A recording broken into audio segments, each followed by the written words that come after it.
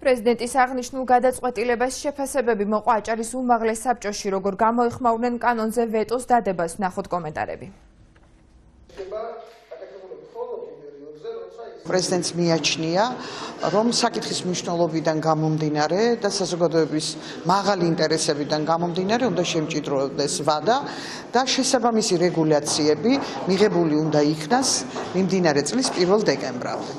მე ვფიქრობ, რომ პარლამენტს თავის მხრივ ვეტოს დაძლევა არ გაუჭირდება, თუმცა უპრიანი მგონია, რომ იზრუნოს, იმუშაოს და იზრუნოს ამ შენიშვნების გათვალისწინებაზე, ვინმე ვეტოს დაძლევას. რომ ვეტო არ უნდა დაედო, პრინციპში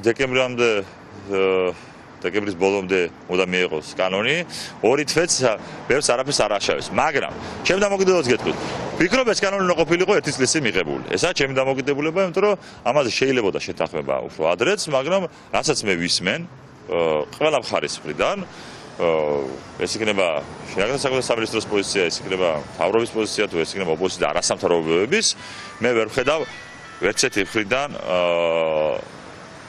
ასე ვთქვათ კონსტრუქციების. მე ვფიქრობ, რომ პრეზიდენტმა მიიღო სწორი გადაწყვეტილება, დარწმუნებული ვარ, უმრავლესობაში პრეზიდენტს ეყოლება მხარდამჭერები, იმიტომ რომ თვითონ კანონპროექტი არის ძალიან რეზონანსული და ამ კანონპროექტზე ძალიან დიდი ხანია მუშაობს როგორც არასამთავრობო ორგანიზაციები, ისე სხვადასხვა უწყებები. თუ მიიღებენ გადაწყვეტილებას, რომ ეს ვეტო დაძლიონ, მე ვფიქრობ, რომ რღვევა უფრო დაპირისპირება უფრო გაღრმავდება.